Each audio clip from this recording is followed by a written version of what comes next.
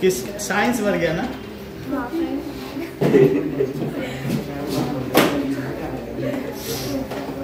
चलो, food security in India.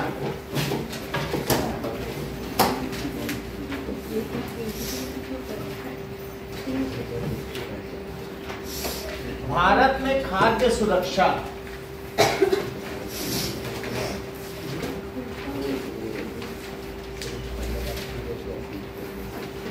क्या आपको ऐसा कोई इंस्टेंट पता है कि हमारी भारत सरकार ने कुछ किया हो जो लोग कि कोई भूखे ना मरे? क्या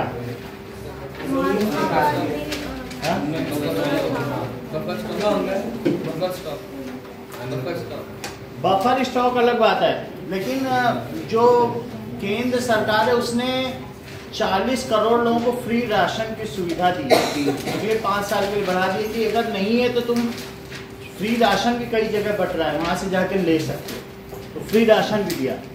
ये कोरोना काल से शुरू हुआ था लेकिन ये कंटिन्यू है। Food is essential for living as air is for breathing, but food security means something more than getting 2 square meals. हम 2 समय का खाना पा सकें, उससे कुछ ज्यादा ही फूड सिक्योरिटी होती है। Now food security means availability, accessibility and affordability of food to all people at all the times. So food security का मीन क्या है?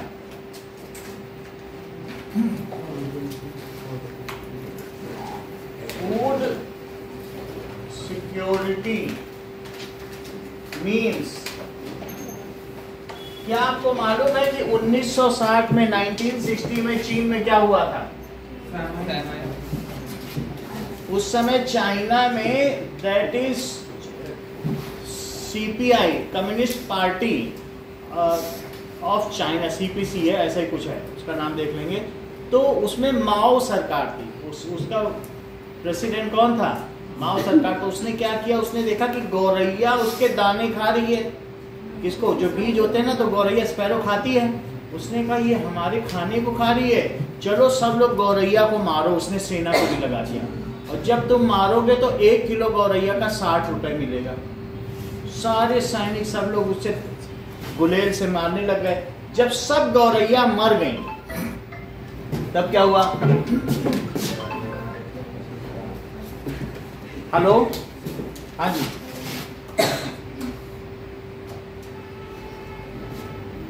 नाउ अब देखो कि जब सारे स्पैरो मर गई तो वहां जो इंसेक्ट थे उन्होंने इतनी ज्यादा इंसेक्ट हो गए कि उन्होंने पेड़ के पेड़ खाने शुरू कर दिए, फसल खा डाली। क्योंकि गौरैया ज्यादा करके वो कीड़ों को खाती थी, फसलों को कम खाती थी। तो गौरैया के ना होने से क्या हुआ? क्या सारी फसल खराब हो गई? और अब गौरैया आ भी नहीं सकती थी। क्या उन्होंने इकोसिस्टम को डैमेज किया? इकोसिस्टम में सब चीजें एक दूसरे से जुड़ी है। तो ऐसी स्थिति में कि वहां के लोग का जब खाना नहीं बचा तो 3 करोड़ लोग मरे। बहुत बड़ी चीज है, 30 मिलियन लोग। इतने लोगों के मरने के बाद चाइना में लोगों की ये आदत पड़ गई कि कहीं भी कुछ भी मिले, हाथ डालो चूहे के बिल मिले तो बिल चूहा खा लो, और सांप मिले तो सांप खा लो, क्योंकि आदमी मर रहा था। गौरैया मारी जा चुकी थी, कीड़े उनकी फसलें खा रहे थे। तो चाइना में ये आदत पड़ी कैसे? ये 1960 से पड़ी, ठीक है कि नहीं? तो वहां पर ऐसी स्थिति है कि फूड ड्रेनेज की अलग पाइप है। फूड जैसे तुमने खाना खाया, उसका तेल निकला, सब्जी निकला, फल निकला, जो नहीं होता, एक पाइपलाइन फूड ड्रेनेज की है। उसमें सड़ा खाना भी डाल सकते हो, जैसे तुम्हारा खाना ना, उसका अलग पाइप है। लेकिन जब उस पाइप में खाना तैर जाता है तो तेल ऊपर तैर जाता है, तो उस तेल को केयरफुली बकेट में निकाला जाता है, फिर उससे खाना बनाया, और वो अलाउड है। यानी जो तेल जा रहा है उसको निकाल लिया और उसी से फिर से खाना बना सकते हो। इसमें जब तक कोई मर न जाए तब तक कोई भी मिलावट वहां अलाउड है। तो इसलिए फूड सिक्योरिटी का मतलब खाना दे ही देना नहीं, बहुत कुछ होता है। वो मतलब हम देखें, इट मीन्स अवेलेबिलिटी, हमारे पास अवेलेबल भी तो हो, एक्सेसिबिलिटी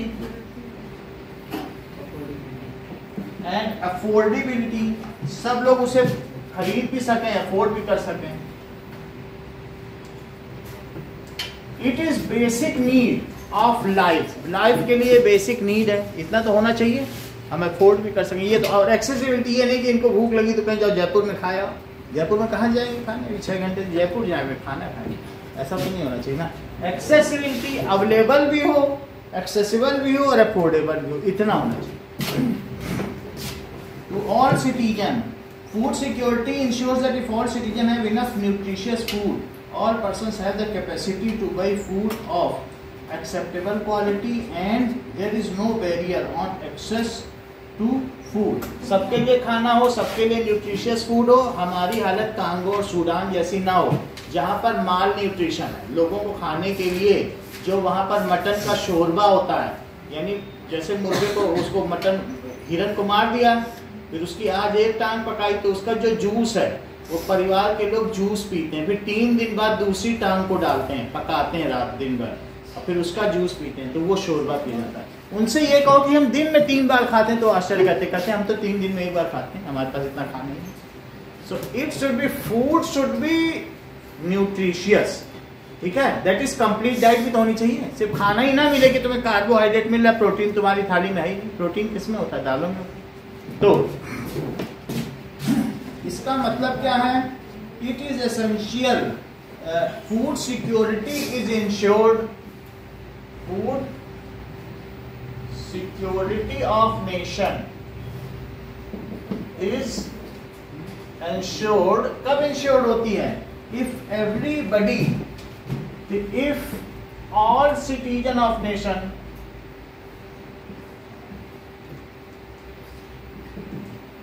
ठीक है, get nutritious food all the times।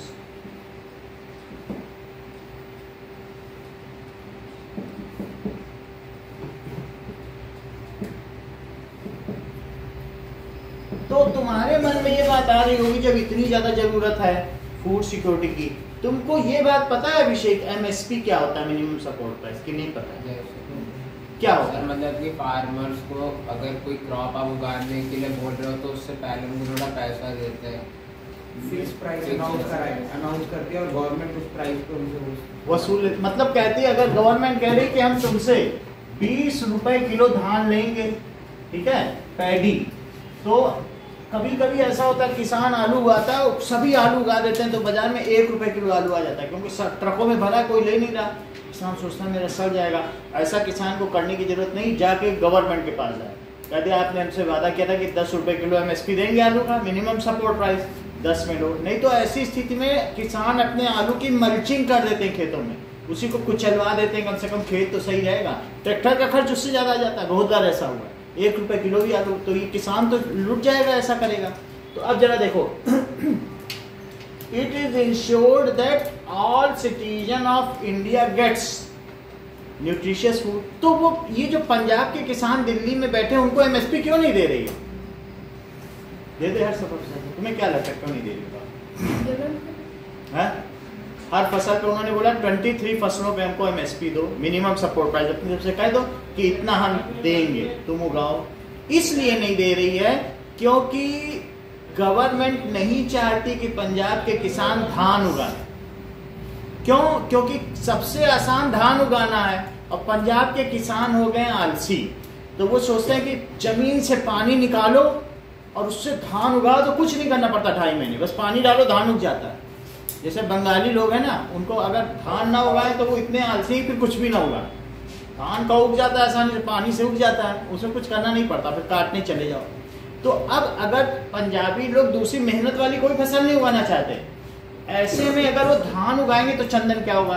धान उगाएंगे तो बहुत सारा धान हो जाएगा। करेक्ट। ऐसा होने से पंजाब अगला राजस्थान बन जाएगा, वहां सूखा हो जाएगा, वाटर लेवल डिप्लीट हो गया है जमीन में।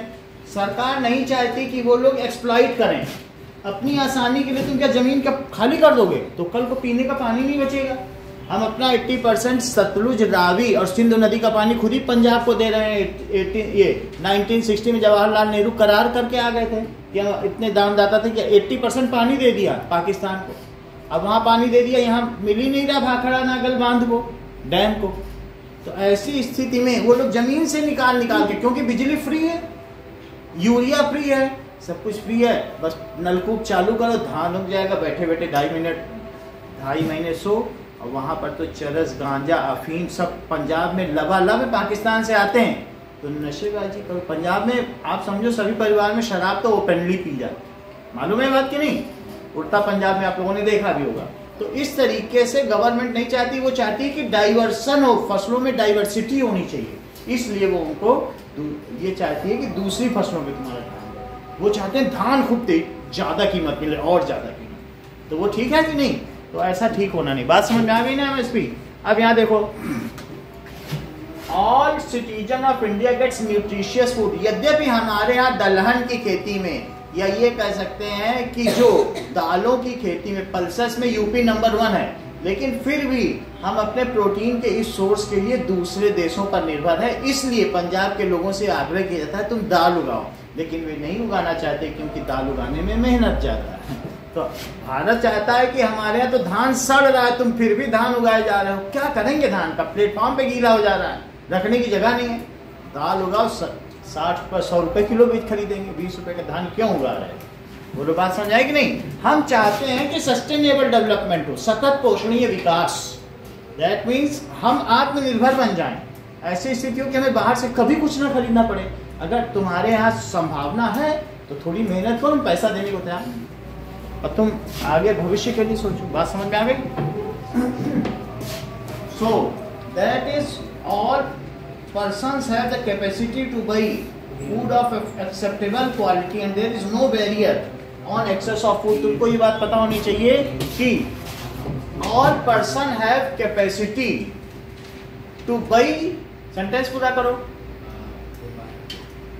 इसका फूड सिक्योरिटी का क्या मतलब है? all persons have capacity to buy the food, correct, accessible, बता दिया उन्होंने, गुड फूड। ऐसा ना हो कि सड़ा अनाज खा रहे खरीद के। बात समझ लो, क्या बात बताई? And all persons have capacity to buy good food. Good food का मतलब है कि उसने 2 स्टीमर, पानी के जहाज होते हैं बड़े बड़े, और उसमें बड़े बड़े कैन होते हैं जो मालगाड़ी में जाते हैं ना, डिब्बे देखे, container.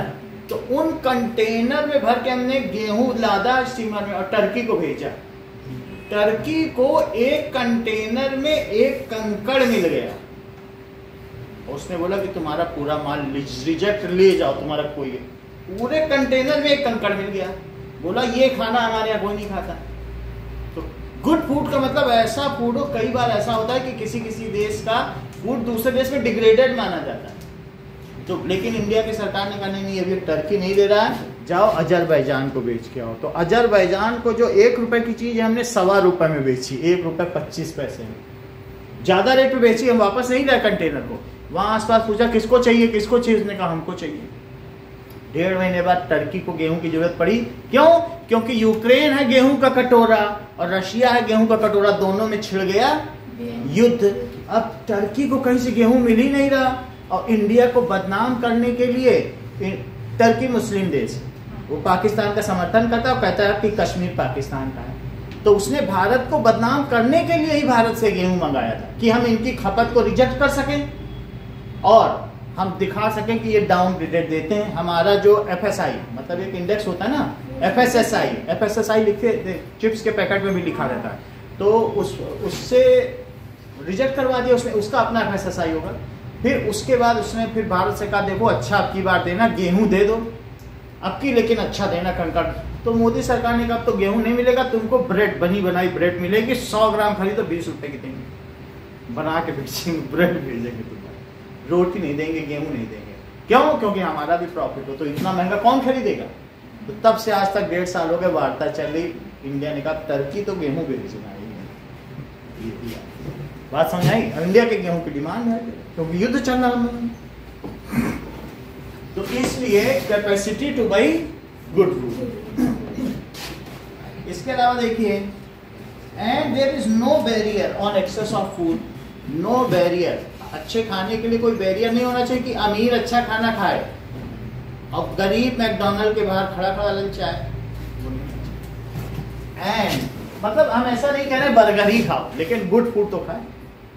and as access to good food.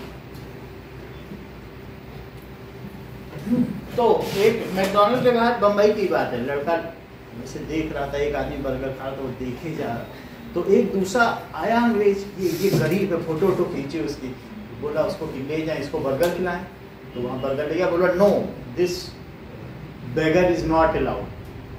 उसने कहा इसको नहीं ले सकते आप, चाहे इसको बर्गर बाहर खिला दो, अंदर नहीं बैठा के खिलाएंगे। अंग्रेज ने कहा ये कैसी बात कर रहा है, तो इस बात पर मैकडॉनल्ड की कंपनी को 10 लाख रुपए जुर्माना देना पड़ा। मैकडॉनल्ड की कंपनी को, उस अंग्रेज को, कि तुम मना नहीं कर सकते ना किसी को, और मैकडॉनल्ड है विश्व स्तरीय कंपनी, इंटरनेशनल, वो किसी को मना कैसे कर सकता है। यह दिखाए उसके कोड ऑफ कंडक्ट में कि हम ऐसे 10 वाले को घुसने देंगे, ऐसे तुमने मना कैसे कर दिया। अगर हम कच्चे बनियान में भी आएंगे तब भी तुम्हें आना देगा, हम पैसा दे रहे हैं, है बात की नहीं, बोलो बात समझ आ गई। तो इसलिए have access to good food. अब आगे देखिए, तो although a large section of people suffer from food and nutrition, the worst affected groups are the landless people। क्या तुम्हें मालूम है भारत में सबसे अधिक मौतें भूख से कहाँ होती हैं? वो किस प्रदेश में है, उस जगह क्या नाम है? करेक्ट, जैसा बताई दिया हमने कि Kalahandi Orissa. So most of the death are, और दूसरे नंबर पे महाराष्ट्र के वो जो रेन शेडो एरिया पड़ते हैं उधर के वहां के लोग। अब देखिए, so all the large section of people suffer from food, कई ना कई वजह से हो सकता है। There is always food shortage due to rottening of food, ठीक है, due to not enough space in cold storage, due to natural calamity और डिजास्टर। हमारे यहाँ प्राकृतिक आपदा पड़ जाती है या कोई ना कोई ऐसी अनहोनी हो जाती है जिसकी वजह से हम लोग क्या कर देते हैं, food grain loss, food grain का क्या हो जाता है, रॉटनिंग हो जाती है। So still we have to make India secure for food. जो हमारे यहाँ फौज को भी खाना दिया जाता है उसमें गेहूं में चिवड़े पड़ जाते हैं, अगर उसको छान दिया जाए तो गेहूं में कुछ बचेगा नहीं, इसलिए बिना छाने ही हम लोगों ने खाया। हमने तो 23 साल नौकरी की है, तो जब भी मेस में गए वही कीड़े वाला ही खाते। कहता था हम भी मेस मेंबर रहे, तो उसने कहा छान देंगे तो बचेगा क्या, बिना छाने तो 10 साल पुराना होता है। Now although a large section of people suffer from food and nutrition, the worst affected people कौन लोग हैं जो खाना नहीं पा पाते हैं? Landless people. Landless people with little or no land to depend on traditional artisan, the traditional services provider, petty self-employed workers and destitutes, including beggars. So who are away from food security, who are still struggling for food security? So देखो landless जो worker होंगे वो इससे कर रहे हैं, ठीक है। पीपल नो, ट्रेडिशनल आर्टिजन का क्या मतलब है, बोलो क्या चीज होती है? पारंपरिक कलाकार, कोई लोग मूर्ति गढ़ रहे हैं, आर्टिजन का मतलब श्रमिक, जुलाए, वीवर्स। आर्टिजन का मतलब है कुछ लोग होते नहीं है कि स्कल्पचर्स बनाते हैं, वो सारी चीज। तो ट्रेडिशनल आर्टिजन वे भी हैं, बेगर्स, और कौन से हो सकते हैं? नहीं, अनटचेबल से कोई मतलब नहीं, ये सारे सेक्शन जो इस तरीके से हम इसमें इकोनॉमिक्स के टर्म से बात करेंगे। And डेस्टिट्यूट्स, self employed workers. Self employed का मतलब समझते हो? कभी तुम रत्नाडा गए हो?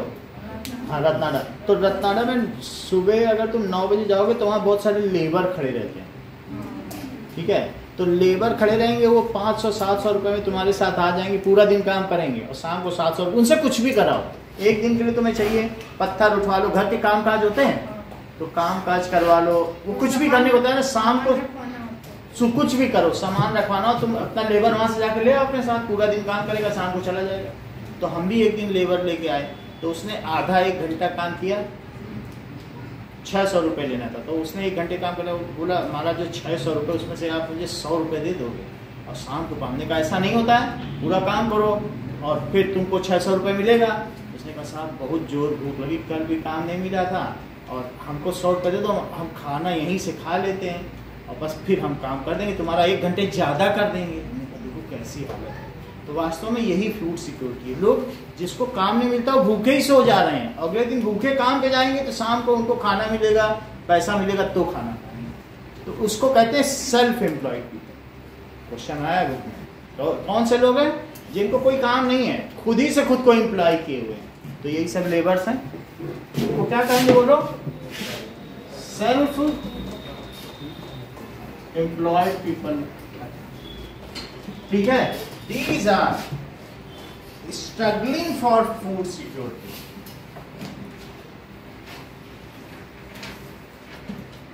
For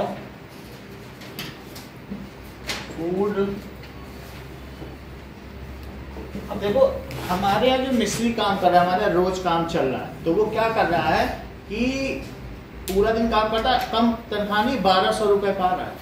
जो लोग मकान नहीं बनाते राज मिस्त्री, तो वो क्या करेगा 2 पैकेट भुजिया लाएगा, 2 भुजिया खा के काम चला रहा है। हमने कहा तुम ऐसा क्यों कर रहे हो, खाना लाओ। कहता नहीं हमको बच्चों की फीस भी देनी होती है, 3 बच्चे हैं, अगर हम खाने में ज़्यादा खर्च करेंगे साहब तो फिर वो सबका नहीं हो पाएगा, हमें इसी में घर भी चलाना।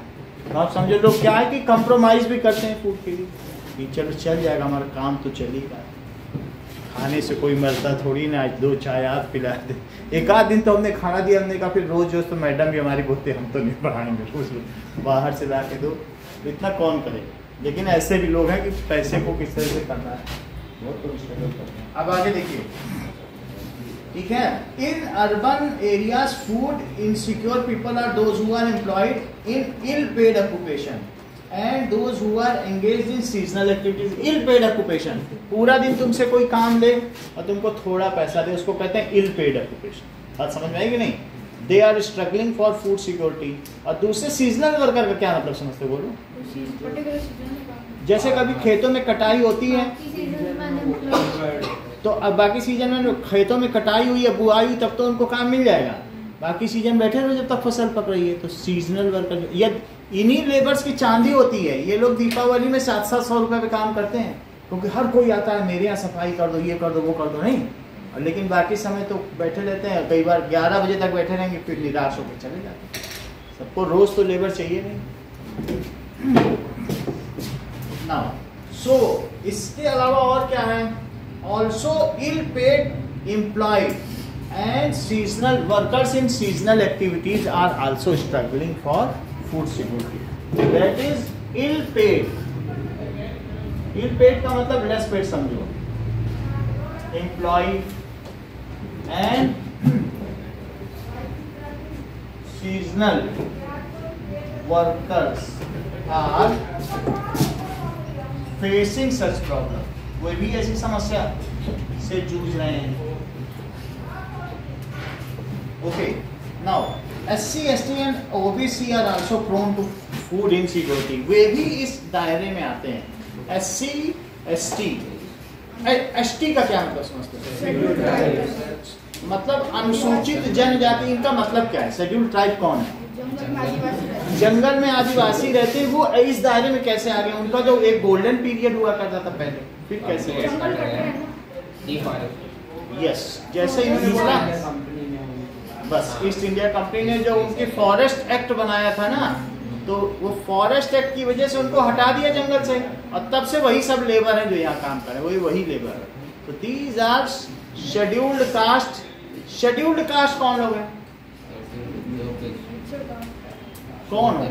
क्या वे भारत के मूल निवासी हैं? और आर्यंस कौन थे? हम लोग। हम बाहर से आए, मिडिल एशिया से, मध्य एशिया से, और हमने यहाँ पर क्या किया कि कुछ वेद, पुराण, उपनिषद ये सब बनाए। कुछ ब्राह्मण बन गए, कुछ लोगों के यहाँ के मूल निवासियों से लड़ाई करनी पड़ी, वो क्षत्रिय बन गए। अब कुछ लोग ट्रेड करने लगे, वो वैश्य बन गए, और यहाँ के लोगों को बना दिया कि तुम लोग चतुर्थ श्रेणी के हो, तुम शेड्यूल्ड कास्ट हो। क्या बता दिया? यहाँ के लोग थे ना, उनसे अपने निजी काम लेने लगे या उनसे कपड़े सिलवाने लगे, मोची का। तो यहाँ के जो मूल निवासी हैं, जो इंडिजिनस है, वही शेड्यूल्ड कास्ट है। तो शेड्यूल्ड कास्ट, और जिनसे उनका कभी पाला नहीं पड़ा, वो है शेड्यूल्ड ट्राइब। वो क्यों गरीब हो गए? ईस्ट इंडिया कंपनी ने गरीब बना दिया, उनको जंगल से निकाल दिया, नहीं तो बहुत अच्छे थे। Scheduled caste, scheduled tribe and OBC कौन है? Other backward classes. और भी कुछ बैकवर्ड क्लासेस हैं, दोनों में नहीं, लेकिन कुछ बैकवर्ड क्लासेस भी हैं। यानी जो सभी ट्रेडर्स थे, जो वैश्य की तुम बातें कर रहे हो ना, वैश्य भी आर्यन थे, लेकिन उनमें कुछ जातियां कुछ अलग अलग व्यवसायों में थी, वो पिछड़ी रह गई। जैसे हम लोग जायसवाल हैं, वो यूपी में बैकवर्ड क्लास में आते हैं। हम जैसे लोग, हम गरीब हैं, बैकवर्ड क्लास। हम हैं वैश्य बनिया, लेकिन बनिया में भी कुछ ऐसे तबके हैं जो गरीब माने जाते हैं। गरीब नहीं, हमारे यहाँ तो लाखों करोड़ों का ही सब जगह काम करता है, लेकिन सरकार ने दिया वोट के चक्कर में, ज्यादा लोग करोगे तो बात समझ में आ गई। Scheduled caste, scheduled tribe and OBC. OBC का फुल फॉर्म क्या है Devika? Other backward. They also are struggling for food, ठीक है। They are also food insecure. वे भी क्या है? SC, ST and OBC are also food insecure। सारे ब्राह्मण से ब्राह्मण क्षत्रिय ये सब आ रहे हैं, लेकिन अभी क्षत्रियों में भी जाट लोग संघर्ष कर रहे हैं कि हमको गिरा लो। Okay, food insecure people are disproportionately large in some region of country. The state UP, Bihar, Jharkhand, Orissa, West Bengal, Chhattisgarh, Madhya Pradesh and Maharashtra largest number of food insecure people in India. कहाँ कहाँ पे हैं? यूपी, WB, वेस्ट बंगाल में, बिहार, झारखंड, छत्तीसगढ़ में भी है, महाराष्ट्र में भी बहुत गरीबी है।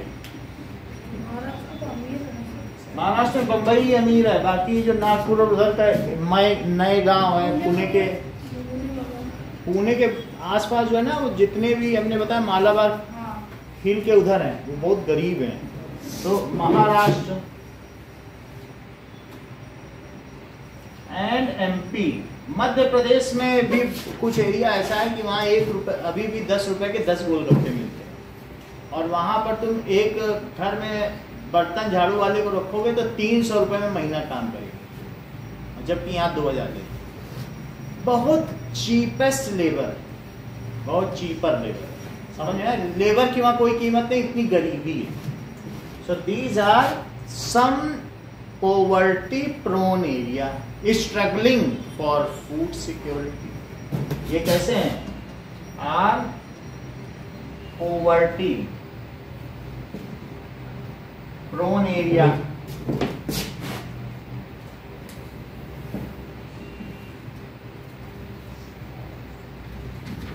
for food security।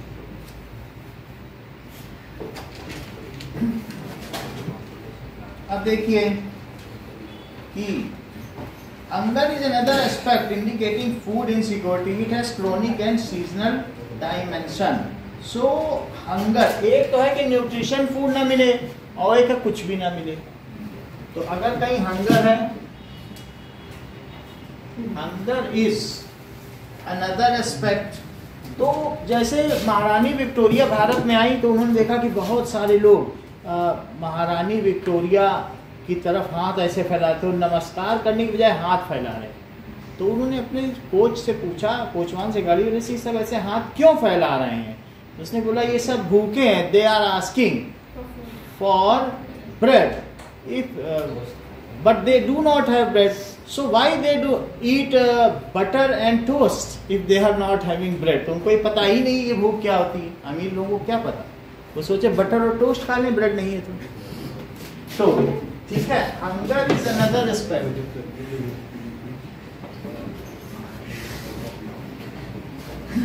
और फूड इनसिक्योरिटी,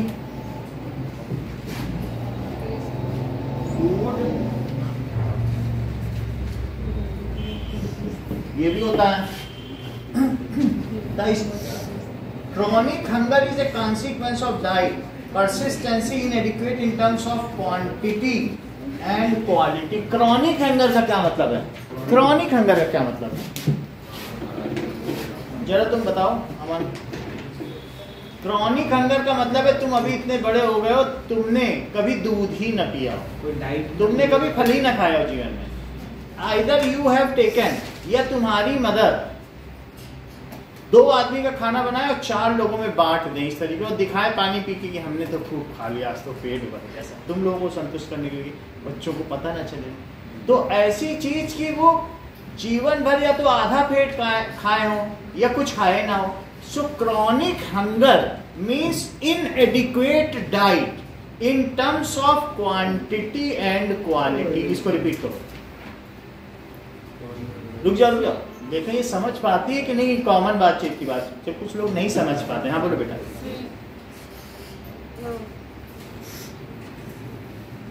बस ये देखने के लिए कि तुम हम लोग के बीच जो बातचीत हो रही वो समझ पा रही हो कि हैरान से तुम हैरान लग रही थे तो पूछ लिया।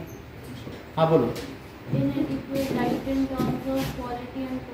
इज नोन एज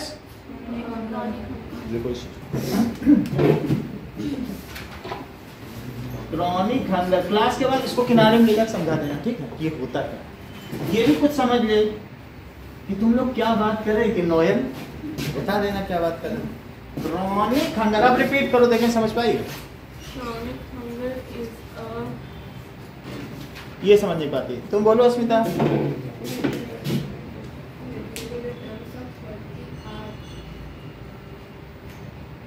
तुमको रिपीट करो। What is chronic hunger? Dishita, नमन।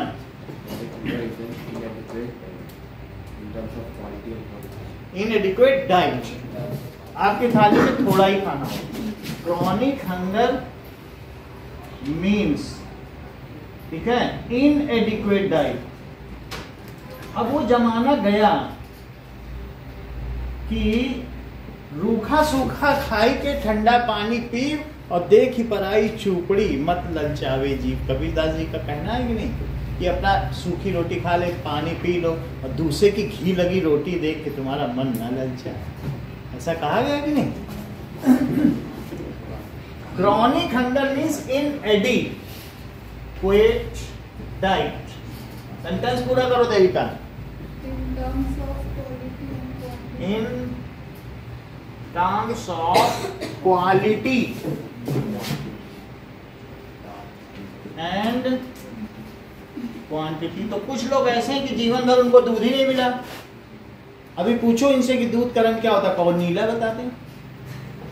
जिसने दूध ही न देखा हो क्या करेंगे? ठीक है, बात समझ आई कि नहीं? तो अब देखिए, next is the percentage seasonal hunger is related to cycles of food growing and harvesting. तो फूड कब ग्रो होता है, कुछ सीजनल हंगर होते हैं, कुछ जीवन भर होते हैं, कुछ क्या होते हैं कि जब फसल हुई तो एक क्रॉनिक हंगरनेस है, जीवन में कुछ बस समझौता करके रोटी और पानी पी के काम चला रहे हैं, या कुछ एक चीज मिल गई तो उसी को खा रहे हैं। तुमको मालूम है कर्नाटक के लोग इतने गरीब हैं कि यहाँ तुम 20 भी क्यों, अभी 38 रुपए किलो गेहूं है और वहाँ 5 रुपए की रागी खाते हैं। और यहाँ है ना, और यहाँ जो रागी है वो पशुओं को दी जाती है और कर्नाटक के लोग रागी खा रहे हैं। तो सीजनल हंगर क्या होता है?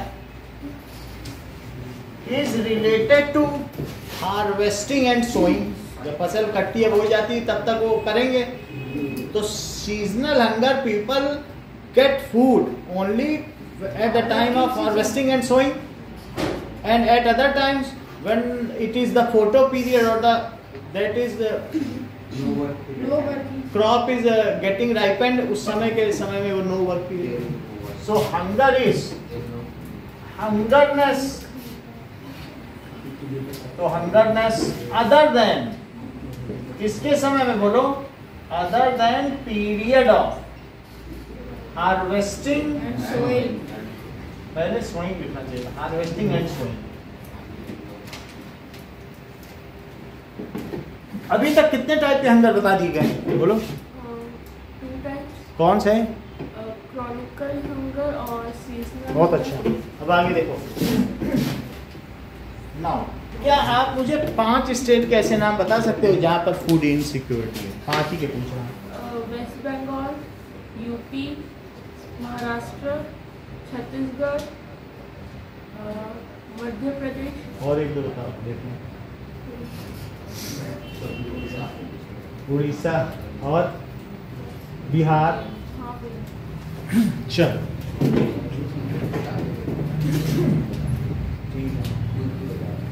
now percentage of seasonal as well as chronic hunger has declined in India because of country's continuous efforts for bringing self sufficiency in food grain।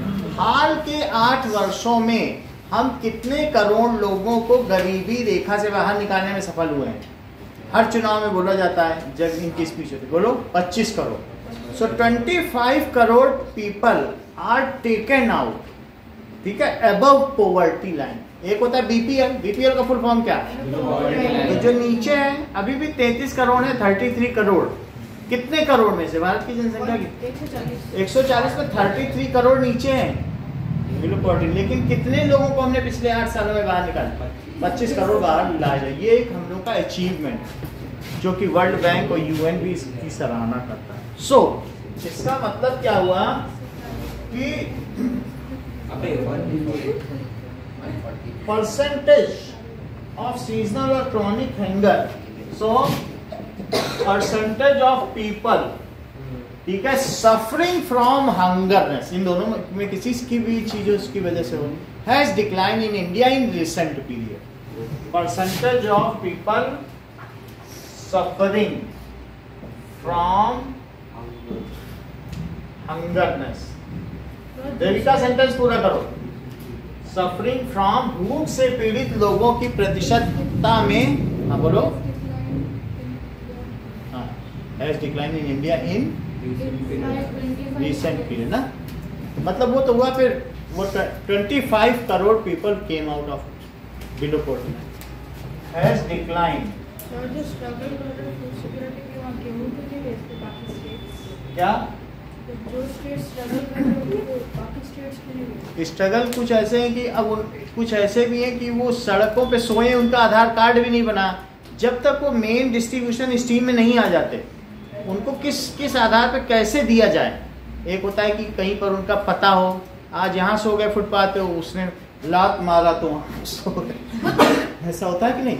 सड़कों पे सोए, तुम रात को निकले नहीं हो क्या 11-12 बजे? जब सोए हैं तो आप घंटा भर गुजर देखो, ऐसे ही सड़कों पे किसी के पास कंबल है तो किसी के पास चादर है, कोई पॉलीथीन ओढ़ के सोया हुआ ठंडों में, ठंडे में मर भी जाते हैं बहुत सारे लोग। समझ में आई कि नहीं?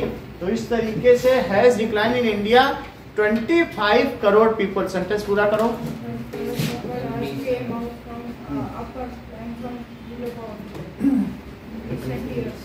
सही है। Came out from poverty line, है ना, पॉवर्टी लाइन से अबव आ गए। केम अबव, केम आउट हो सकता है, came above poverty line, below poverty line, came above poverty line in recent years, in recent. अब देखें, the green revolution played a major role in this regard. तुम हरित क्रांति, पीत क्रांति, ठीक है, ब्लू रेवोल्यूशन, इन सब से क्या समझते हो चंदन? और व्हाइट रेवोल्यूशन, हरित क्रांति, ये फसलों से रिलेटेड। हाँ, इसमें क्या हुआ होगा? इसमें वीट और राइस को प्रमोट किया था। और इरिगेशन वगैरह, इरिगेशन की नई टेक्निक आई है, इंदिरा गांधी के समय में हुआ था।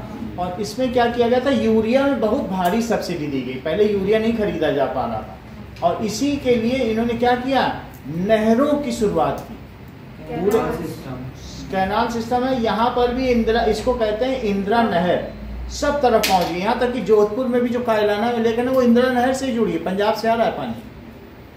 सुनते नहीं अखबार में कि अब पंजाब से रावी नदी से आने वाला पानी यहाँ पहुंच गया, 2 दिन में जोधपुर पहुंच जाएगा, ये इतनी तेजी से बह रहा है, 20 किलोमीटर पर आवर की रफ्तार है, खुशियां मनाओ, कहा जाता है कि नहीं? अब यहाँ पहुंच गया, अब तक ये हापुड़ पहुंचा है, पानी बहते बहते ये चीज कही जाती है। अब पहुंच गया, ऐसा होता है। अच्छा, तो ये चीज हो गई। तो एक तो पीत क्रांति क्या है? What is yellow revolution? बोलो ऑयल, ऑयल। पीत क्रांति, ब्लू रेवोल्यूशन, फिश के लिए, व्हाइट रेवोल्यूशन, मिल्क के लिए। तो ग्रीन रेवोल्यूशन ये has made a remarkable, shown a ठीक है, has made remarkable change in life style of these poor people. तो उसकी वजह से अब देखिए ग्रीन रेवोल्यूशन किसने किया था? इंदिरा गांधी का स्टार्ट तो किसने किया था? जैसे व्हाइट वर्सेस फ्यूजन में किया था। इंदिरा गांधी का देख लो। इंदिरा गांधी इसके लिए देखो,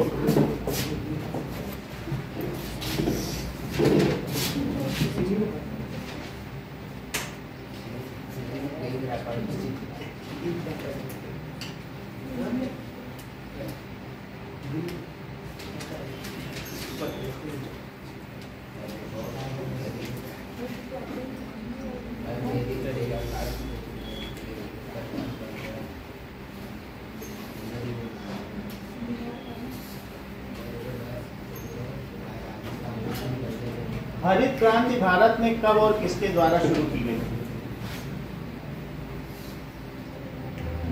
अब देख लो, हरित क्रांति किसने? भारत में हरित क्रांति 66, इस क्रांति को MS स्वामीनाथन ने किया। स्वामीनाथन, उन्हें भारतीय हरित क्रांति का जनक माना जाता है। स्वामीनाथन कमेटी की कई रिपोर्ट भी आई हैं और उसी को लेकर के ही पंजाब के किसान हड़ताल पर गए। स्वामीनाथन कमेटी की रिपोर्ट पारित की जाए, क्यों नहीं कर रहे हो? 70 साल हो गए, 60 साल हो गए। तो इनकी रिपोर्ट भी वो पढ़ोगे तो इन्हीं की है वो report. So that is, it was कब की गई बोलो? 66-67 में MS Swaminathan. Green revolution was started.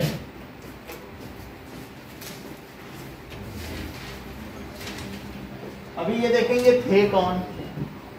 Started by MS Swaminathan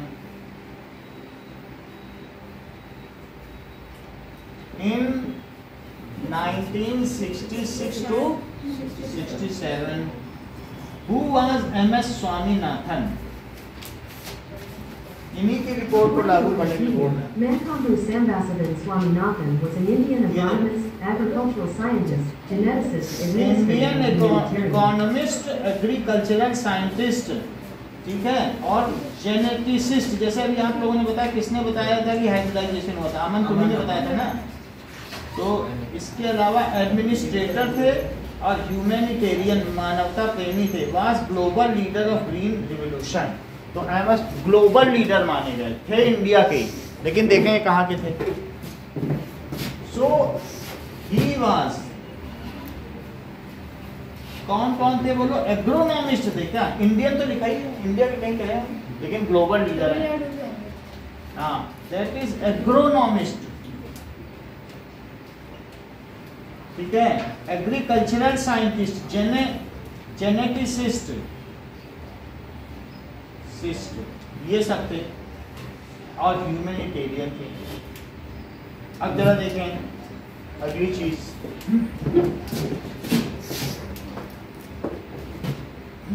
okay,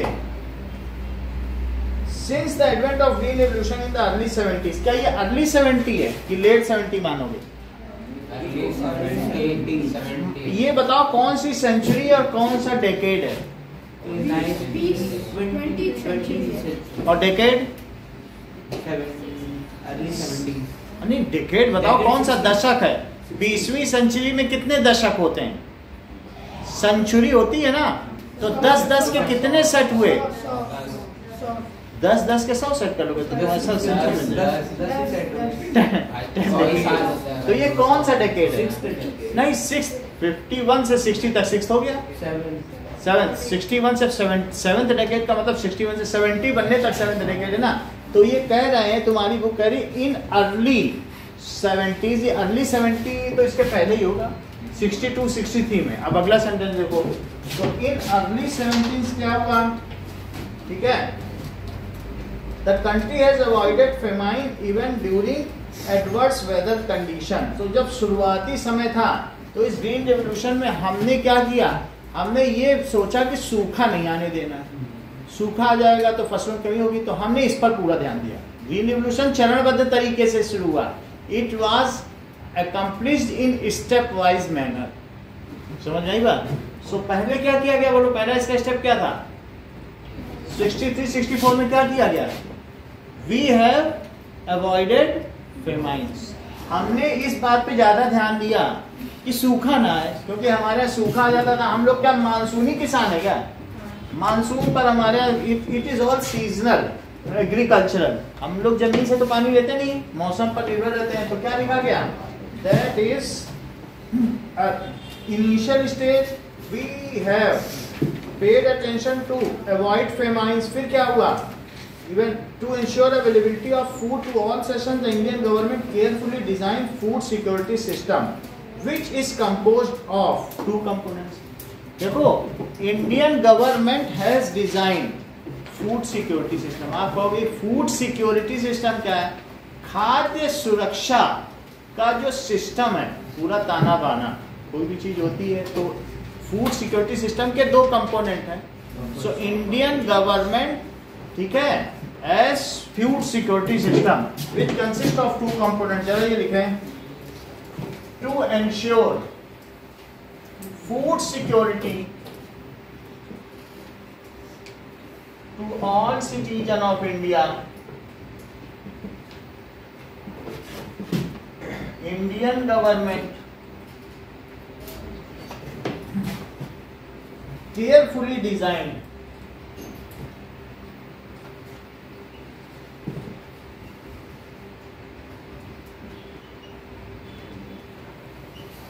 food security system। Chandan, कोई भी चीज है, फूड को प्रोक्योर करना ज्यादा आसान बात है कि डिस्ट्रीब्यूट करना? आसान किसे समझते हो? मतलब कहीं से, यहाँ से मंगा लिया, वहां से मंगा लिया। एक होता है प्रोक्योरमेंट, या अपने यहाँ उगाया, अपने यहाँ उगा के, चाहे बाहर से मंगा के तुमने अपना भंडार भर लिया, ये तो प्रोक्योरमेंट है। अब एक है पीडीएस का क्या मतलब होता है? भारत में कौन सा ऐसा राज्य है जिसका पीडीएस सबसे अच्छा है? आंध्र प्रदेश। आंध्र प्रदेश में इतना अच्छा पब्लिक डिस्ट्रीब्यूशन है कि वो 2 रुपए किलो में चावल बांट रहे हैं, और अच्छा चावल, उसमें चिवड़े भी नहीं,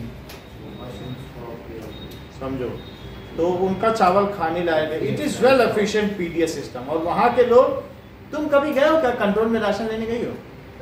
नहीं हो। इसका मतलब है कि यहाँ का फूड सिक्योरिटी सिस्टम पुअर है, या तो जो गवर्नमेंट देती भी होगी सस्ते रेट में वो अच्छा नहीं देती होगी, तभी तो लोग जा नहीं रहे ना लेने। अगर तुमको अच्छी चीज मिले तो तुम क्यों ना चाहो? तो पीडीएस अच्छा होना एक चैलेंज है। पीडीएस एस्टेब्लिश करना, फिर जिसके पास पहुंचे। कई बार कंट्रोल में सामान पहुंचता है, कोई खरीदने नहीं जाता, वो कंट्रोल वाला उसको मोटे दामों पे ट्रकों में भर के भेज, जब कोई नहीं जाएगा, ये भी होता है। पीडीएस जो मोस्ट करप्ट होगा, वहाँ का सिस्टम खराब है। हाँ बिल्कुल होगा बिहार का, क्योंकि वहाँ पर कंट्रोल रेट पे मिलेगा नहीं। 10 दिन कंट्रोल ही बंद रहेगा, तुम जाओगे तो तुम थक हार के बाहर से चावल खरीद के खा लोगे। रोज रोज कोई थोड़ी ना कंट्रोल के बाहर खड़ा रहेगा। तो देखो, तो क्या दिखाया गया है? Carefully designed food security system which has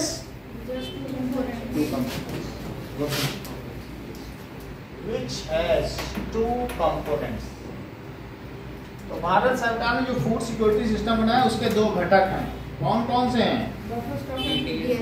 yes, पहली चीज है बफर स्टॉक।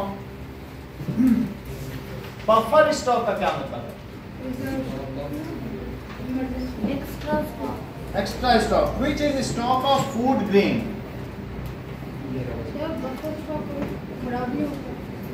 होता है फूड ग्रेन, लेकिन भूखा कोई नहीं मरेगा। स्टॉक ऑफ फूड ग्रेन, ठीक है, namely wheat and rice, namely wheat and rice.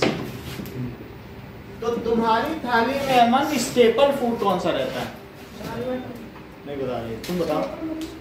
हमें क्या मालूम, मालूम होता पूछते तुमसे। अब बोलो, इनकी थाली में राइस है, तुम्हारी थाली में व्हीट। तो यही दो स्टेपल फूड है। रोटी के साथ पनीर खा लिया, पालक खा लिया, मलाई खा ली, रोटी स्टेपल है। कुछ लोग चावल के साथ मछली, चावल अंडा, चावल दाल, स्टेपल, दो ही स्टेपल फूड। मुख्य आहार कौन सा है? सब कुछ दे दिया तुमको, थाली में सब्जी से जाकर रोटी ही ना हो, तुम थाली के घूमते रहोगे और बारात से लौट आओगे, कहोगे खा ही नहीं पाए। रोटी नहीं है और सब कुछ है, तो तुम्हारी थाली में स्टेपल फूड नहीं था। चपाती बनाने के पास माल काटना चाहिए। तो buffer stock, that is stock of food grain namely wheat and rice, इसका भंडार है। दैट इज कोई हमारे पास एक ऐसा स्टॉक है जो सिक्योर स्टॉक। दूसरी चीज PDS, which means public distribution system, हर एक के पास पहुंच जाए, सबके पास। पहली बात है वो गवर्नमेंट बीपीएल कार्ड बनवाए बिलो पॉवर्टी लाइन के नीचे वालों के लिए, ठीक है। Public distribution system, so it is distribution of food procured by FCI, means distribution of food to public। Devika, FCI का मतलब क्या है? ठीक है, by FCI, food corporation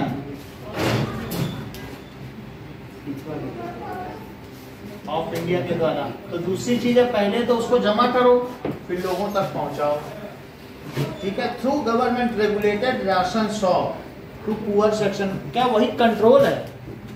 from कहाँ के थ्रू बोलो? Through government regulated. गवर्नमेंट इसका परमिट देती है। अगर तुम्हें राशन की दुकान खोलनी है तो तुम अप्लाई करोगे कि हम बहुत गरीब हैं, हमें परमिट दे दिया जाए, इससे हमारा रोजगार चलेगा, हमारी माँ है, मेरे पिता बहुत दूर रहते हैं या नहीं रहते हैं, ऐसे कहीं लिख देना। तो ऐसे जब बोलोगे तो गवर्नमेंट के यहाँ इसको चाहिए, मेरे पास एक घर भी है और एक दुकान टाइप जगह भी, हम वहाँ से लेंगे तो परमिट मिल जाएगा, तुम बेचो, तुम्हारे मान पे करोगे। थ्रू गवर्नमेंट रेगुलेटेड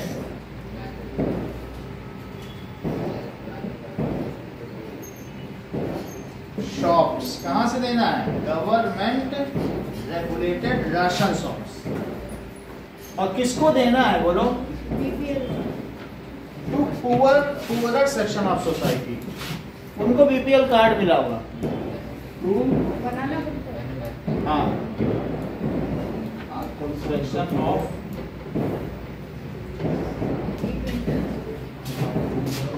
ये चीज है। Other poverty alleviation program were also started, which comprised of the component of food security. Poverty alleviation program का क्या मतलब?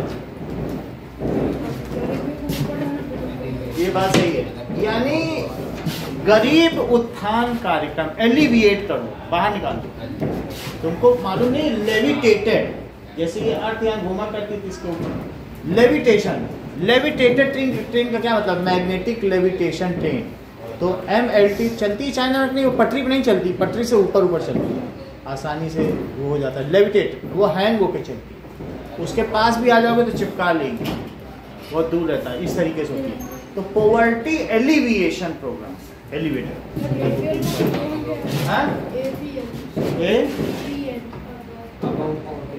ऐसा होगा। सो अदर दो कंपोनेंट है, पीडीएस और एक बफर स्टॉक।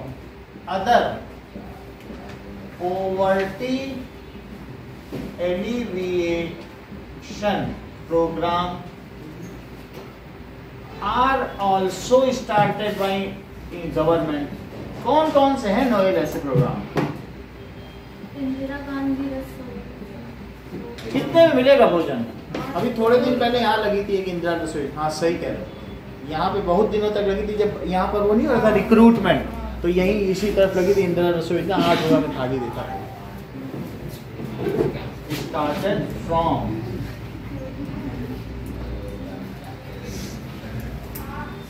जैसे इंदिरा रसोई योजना, और कौन सी है?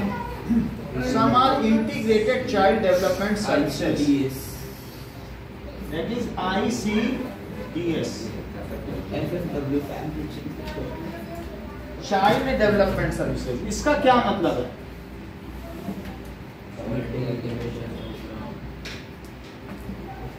बच्चों को खाना दिया जाता है स्कूल में। हाँ मिड डे मील बिल्कुल, मिड डे मील जैसी ही होता है। फूड फॉर वर्क, इसका क्या मतलब है? काम करो, काम के बदले अनाज योजना। मतलब जैसे तुम ऐसी जगह रहते हो जहाँ फूड ही नहीं है, तुम पैसा लेके क्या करोगे? तो तुम्हें क्या चाहिए उन लोगों से? काम के बदले अनाज। सो फूड फॉर वर्क, बात नहीं करो, फूड फॉर वर्क प्रोग्राम भी चलता है। और कौन से हैं इस अंदर? Mid day meal. तो फिर हम इसका मतलब है इंटीग्रेट चाइल्ड डेवलपमेंट सर्विस देखते हैं, वो कुछ और है।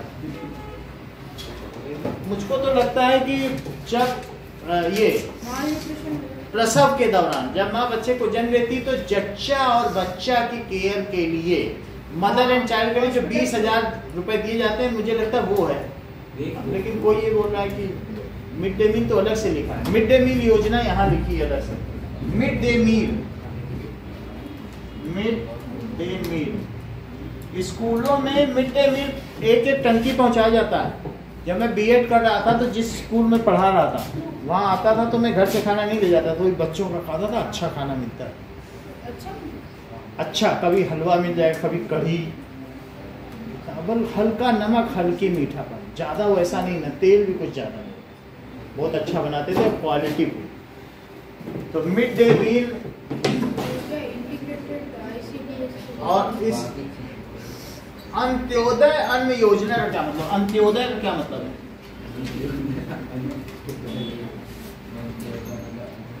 बोलो। अंतिम व्यक्ति का उदय, जो सबसे गरीब, उसको कहते हैं Antyodaya. That is any program which benefits the person standing last at the queue, at the end of queue, उसको अगर फायदा मिला तो सबको मिल गया। अंत्योदय। और प्रथमोदय राहुल गांधी को मिला। अंत्योदय पहला जो सबसे राजकुमार है उसे मिला। प्रथम का उदय एक है अंत्योदय, अंतिम। गुड़वा समझ आई? अंत्योदय। अब हमारे पास है ICDS, जिसका मतलब हमें देखना है वास्तव में। चलो देखते हैं ICDS स्कीम क्या है।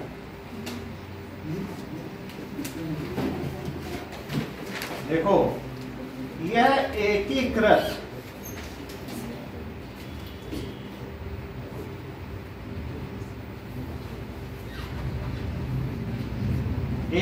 बाल विकास सेवा दुनिया का सबसे बड़ा समुदाय आधारित कार्यक्रम है।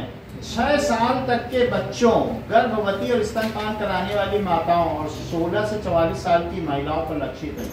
लक्षित समुदाय के स्वास्थ्य, पोषण और शिक्षा, यानी जो 6 साल के कम बच्चे हैं ना, उनके माता को देखा जाता है कि कुछ जरूरत तो नहीं है, उनको राशन देना, बच्चों को सीरियल्स, वो नहीं होते हैं सेरेलैक को क्या पिलाया जाता है बच्चों को, नहीं सेरेलैक, तो वो सब देना। तो इस तरीके से उनको गवर्नमेंट कुछ ना कुछ देती है कि पोषण हो सके। बच्चा अच्छा बच्चा होगा तो स्वस्थ देश होगा। तो नींव में शुरू में अगर तुमको जापान में अच्छा, तो हमारे ये सब तो डेवलप्ड कंट्री है, हम डेवलपिंग है। अगर मतलब गवर्नमेंट ये सोच के चले कि अमन को दूध दे सकें तो ये अंत्योदय योजना कही जाएगी। और अगर गवर्नमेंट ये सोचे हम अभिषेक को दे दें तो वो अपनी लाइन से हट गई, that is deviated from main line. बात समझ आई? तो इसका मतलब है इंटीग्रेटेड चाइल्ड डेवलपमेंट प्रोग्राम। 6 साल से कम बच्चों को अच्छा पोषण देना, यही इंटीग्रेटेड चाइल्ड है, और उनकी माँ को अच्छा भोजन देना। Various cooperatives and NGOs are also playing important role in food security in India, especially in southern and western part of India. कहीं कहीं तो क्या होता है कि बहुत अच्छी तरीके से बॉडी में बहुत चेंज आते हैं डिलीवरी के बाद। तो डिलीवरी के बाद इतने चेंज आते हैं, अगर सही तरीके से माँ को कहते हैं जच्चा, अगर सही तरीके से न देखभाल की जाए तो फिर वो पूरे शरीर फूल जाएगा तो कुछ हो जाएगा। तो हरियाणा में तो वो 10-10 बोतल शराब की मालिश करवाते हैं अपनी वाइफ को, सारा गंदगी निकल जाए। और वो 1 हफ्ते के बाद खेत में बुआई कटाई के लिए चली जाती है, इतनी तेज शेरनियाँ हैं। और यहाँ तो बच्चा हो गया तो फिर कई तरीके की समस्याएं। लेकिन मैं बता रहा हूँ वो लोग जितने भी हैं फौज में कहेंगे कि हमारे डिलीवरी होने वाली 10 बोतल रम ले जाना, रम विस्की मालिश के लिए। तो वो क्या होता है, बॉडी में हीट की होने से सारी गर्मी निकल जाती है। बच्चे की गंदगी भी तो माँ को ही लगती है, अगर वो न निकाली जाए समय से तो गंदी नहीं रह जाएगी बॉडी, तो उसको निकलना जरूरी है। अब देखिए,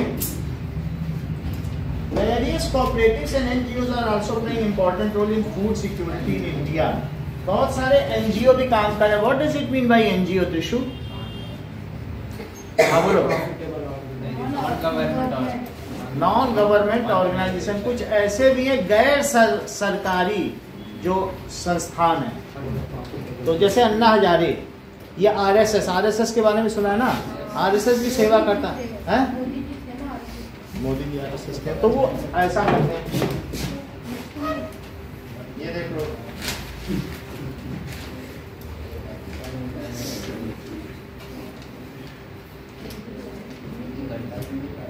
राष्ट्रीय स्वयं सेवक संघ का प्रार्थना गीत।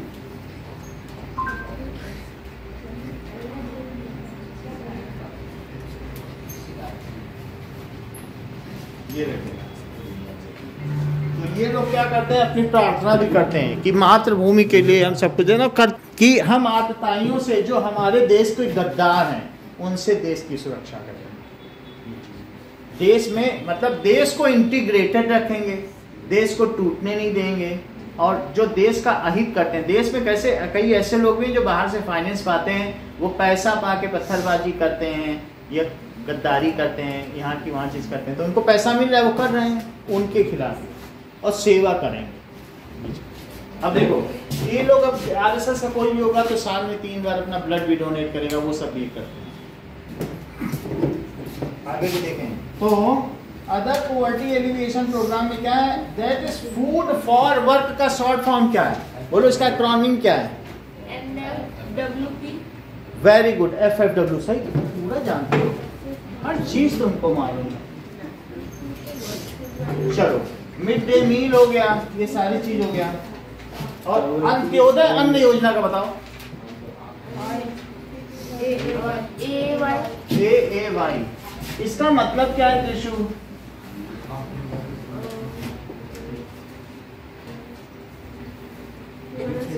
बोलो, सही। आगे देखो, इसका मतलब तुम हिंदी समझती हो, जो नोएल बोलती तुम समझ लेती हो। Various cooperatives and NGOs are also playing important role in food security. तो बहुत सारे NGOs और कोऑपरेटिव हैं। कोऑपरेटिव का मतलब 4-6 लोग मिल गए और बोले चलो गरीबों की मदद करें, तो ये लोगों ने फिर ऐसा करने पर 1 गिलास दूध लिया और अमन को पिला दिया। अच्छा, तो ठीक है, इसका मतलब है कि वेरियस, और ये दूध पीना नहीं चाहता, कहता ही काट ये दूध में सब नहीं मेरी पिलाए, पकड़, दोनों हाथ पकड़ा, दोनों पैर, मुंह में कुप्पी लगा दी, फनन पिला डाला। तो various cooperative societies and NGOs का फुल फॉर्म बताओ। नॉन गवर्नमेंटल, किसी नॉन गवर्नमेंटल ऑर्गेनाइजेशन का नाम बताओ। RSS, गवर्नमेंटल ऑर्गेनाइजेशन, तो ये सब also working for food security.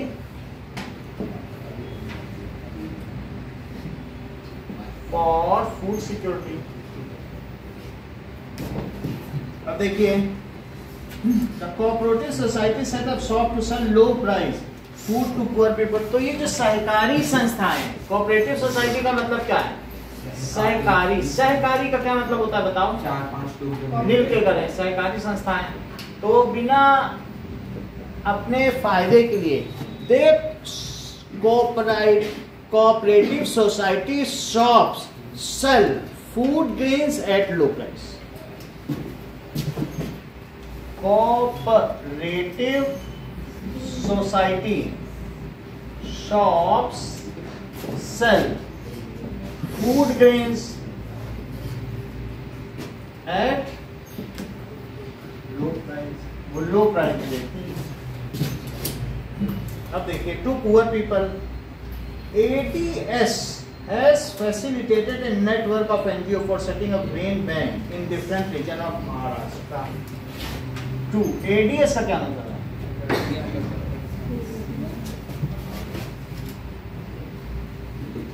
अब देखो, that is academic science. अब ये डी कहाँ से आया? इसी कर दिया. Academy of Development Science है क्या? डी लिखा क्या? अरे ये क्या? तो ये क्या करती है? हाँ मैंने पढ़ा. That is Academy of Development Science.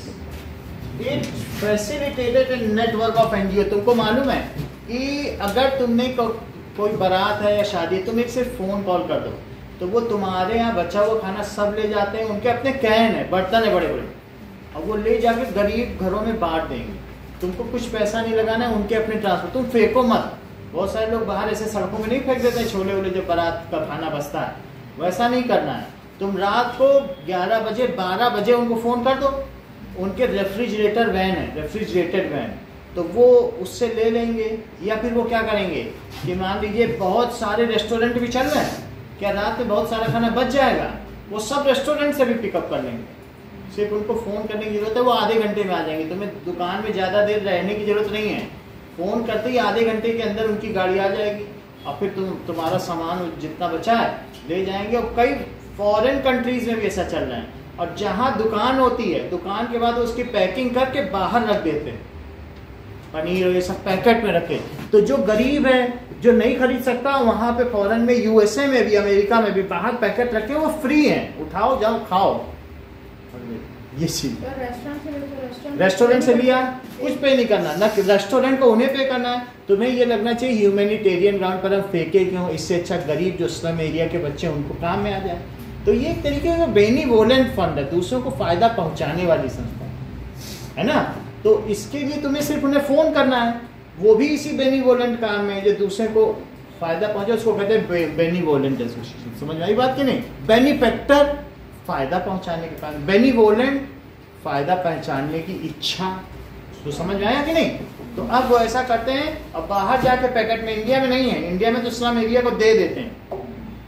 तो मेरे लड़के ने भी कुछ दिन इसमें काम किया, क्योंकि वो MBA कर रहा है तो उसको ये सब दिखाना पड़ता है. तो वो वहाँ देखा तो वो जगह जगह जाता था लेने. तो 1 हफ्ते किया उसने, फिर सर्टिफिकेट उसको मिल गया. सब करना पड़ता है कि प्रैक्टिस हो सबके लिए.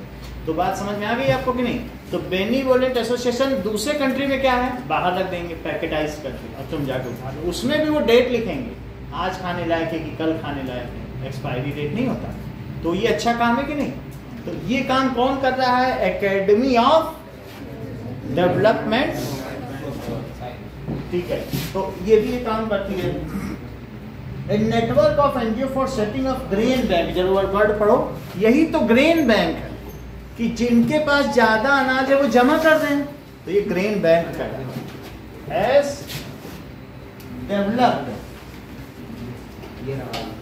Grain bank. एक होता है ग्रेन बैंक और एक होता है फूड बैंक. फूड बैंक समझते हो? जो अभी हमने बताया वो फूड बैंक है. समझ गया? फूड जमा कर दो. फूड. अब देखिए, ये तो तुम्हारा चैप्टर हो गया. कुछ इसके डेफिनेशन देखो. फेमाइन क्या होता है? That is widespread death due to starvation.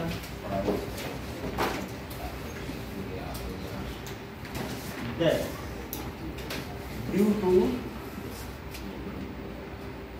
starvation. Due to failure of crops. भूखमरी को फेमाइन कहते हैं. भूख से मरे तो भूखमरी. देखिए बफर स्टॉक क्या होता है। It is a reserve stock. तो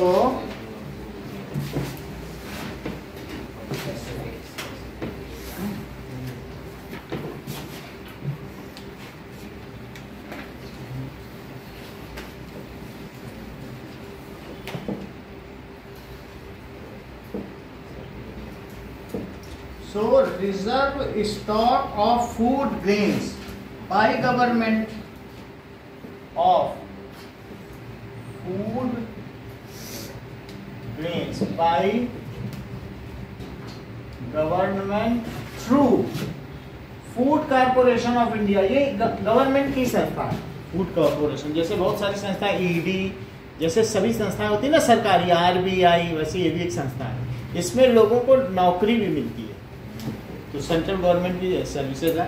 तो through FCI food corporation of India. तो ये इसी के लोग सैंपल टेस्ट करते हैं। कई बार जो नकली मावा, नकली मिठाई नहीं बनाते हैं, तो ये लोग आते हैं सैंपल वहीं के वहीं टेस्ट कर देते हैं कि तुम्हारा मावा नकली कि नहीं। एफएसएसआई का फुल फॉर्म बताओ। अब मैं भी देख लेता हूँ, मुझे भी पता चल जाए। है किसी को पता? बताओ।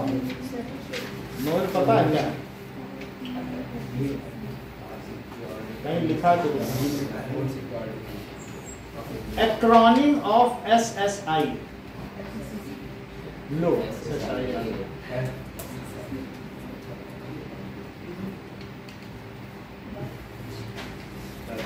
चलो इसका मतलब देखो।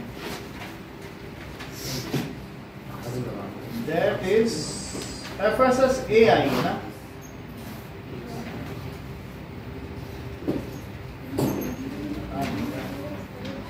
क्या चीज होती है? FSSAI है ये।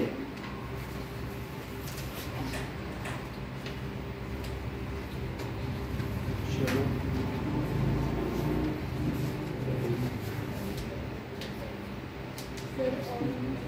क्या है?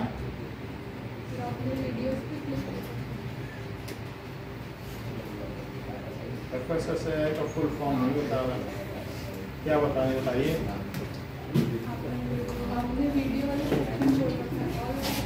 कौन सा करें? अच्छा ये भी चेक करें। अभी तो बता नहीं है। Food safety and standard authority of India, ये इसी के अंतर्गत, ठीक है। FSSAI food safety and standard, ये इसी के अंतर्गत आता है। Safety and standard authority. क्या ये अपना स्टैंप भी देती है? जब तुम्हें कुछ बेचना है खाने की चीज, तो इसके स्टैंप के बिना तुम बेचोगे, गैर कानूनी है, 3 साल की जेल भी हो सकती है। ये चाइना नहीं है। Authority of India comes under. अभी देखो ये हेल्थ मिनिस्ट्री के अंदर में आती है। अब आगे देखिए। सो बफर स्टॉक आपने देख लिया, रिजर्व फूड है। फेयर प्राइस शॉप क्या होता है? जहाँ पर इस तरीके के फूड ये सही रेट पे मिल जाए। मिनिमम सपोर्ट प्राइस क्या होता है? MSP। Farmers are paid a pre-announced price for food. बहुत अच्छी बात है, कितना अच्छा डेफिनेशन दिया है। So FCI purchases wheat and rice from farmers in state where there is a surplus production. So farmers are paid, ठीक है। Farmers are paid. अब ऐसा नहीं, मान लो जैसे तुम्हारे यहाँ तुम किसान हो, तुमने गेहूँ उगाया और तुम वहाँ पर ले जाओगे कि मेरा गेहूँ खरीद दो, तो क्या वो गवर्नमेंट वो खरीद लेगा इससे कि नहीं खरीदेगा?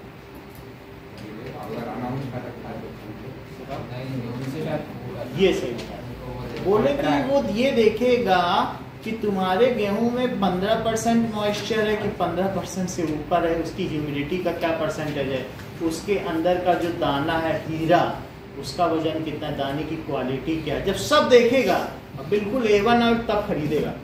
और नहीं तो खड़े रखो अपना ट्रक 4 दिन बाद, और फिर वो नहीं खरीदेगा, कभी भी नहीं खरीदेगा। अगर सही चीज है बिल्कुल A1 तो ही वो खरीदेगा। ऐसे नहीं कि कुछ भी उगा के ले आए सड़ा गला और कह दे खरीदो, वो क्या करेगी गवर्नमेंट ऐसे? इसको स्टोर करना है, अगर घटिया चीज स्टोर करेगी तो और घटिया हो जाएगी 4 साल में, तो उसे कैसा देना पड़ेगा आपको? A1। बहुत सारे किसान लौट जाते हैं, 10 में से 3 लौट जाते हैं, नहीं लेती हो, जाओ बाहर बेचो नहीं। तो पेड एट प्री अनाउंस, उसके मानक है, देयर आर द स्टैंडर्ड, तुम उसको पूरा करोगे तभी होगा। प्री अनाउंस प्राइस, ठीक है। पूरा सेंटेंस बोलो क्या लिखे हैं? For their crops. Okay, now subsidy, what does it mean by छूट? ठीक है, it is a payment that a government makes to a producer to supplement the market price of commodity. If government pays a part of, ठीक है, price of any commodity so that it comes at cheaper rate to consumer, then it is called subsidy. If government pays, जैसे तुम gas खरीदते हो तो 900 की खरीदते हो, 600 रुपए गवर्नमेंट देती।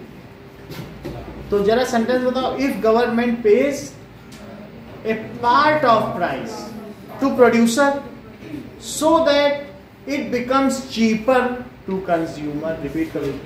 If government pays a part of price to the producer so that it becomes cheaper for the consumer, it is called subsidy.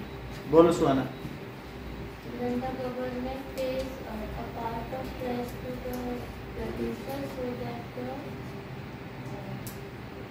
so that it becomes cheap for the consumer.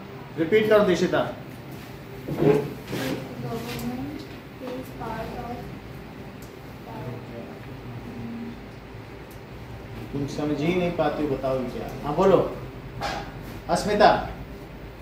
Is a payment that the government makes to a producer to supplement the market price of